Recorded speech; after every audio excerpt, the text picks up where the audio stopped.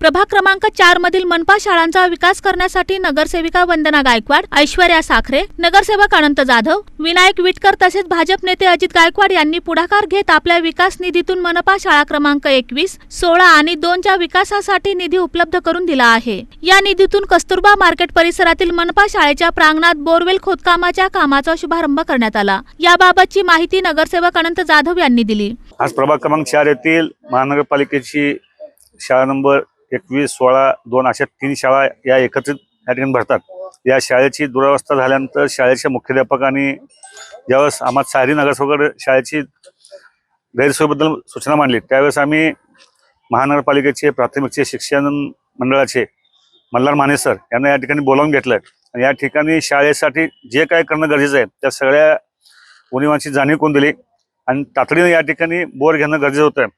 त्यावेळेस साहेबांना विनंती केली, साहेबांनी देखील त्याला तत्काळ होकार दिला आणि आज या ठिकाणी या शाळेच्या विद्यार्थिनींच्या हस्तेच या बोरचं उद्घाटन झालंय। आणखी महानगरपालिकेच्या माध्यमातून जवळपास 20 ते 25 लाखाचं एस्टिमेट आजच तयार होत आहे। 1 महिना 2 महिन्यामध्ये ही शाळा सोलापूर शहरातली सगळ्यात चांगली महानगरपालिका शाळा असेल। यावेळी नगरसेविका वंदना गायकवाड म्हणाल्या की मनपा शाळांचे गतवैभव पुन्हा प्राप्त करून देण्यासाठी सर्वतोपरी प्रयत्न करण्यात येणार असून येत्या काळात शाळांचा कायापालट झालेला दिसेल।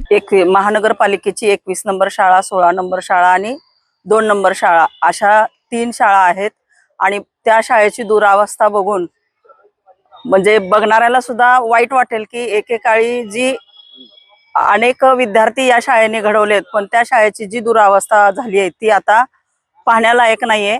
याचं मला खंत वाटते आणि त्या अनुषंगानेच येथील जे काही लोकांचा वावर आहे तो कमी व्हावा आणि येथील भविष्यात विद्यार्थ्यांना चांगल्यात चांगलं शिक्षण या शाळेमार्फत मिळावं असा माझा संकल्प आहे स्वतःचा वैयक्तिक।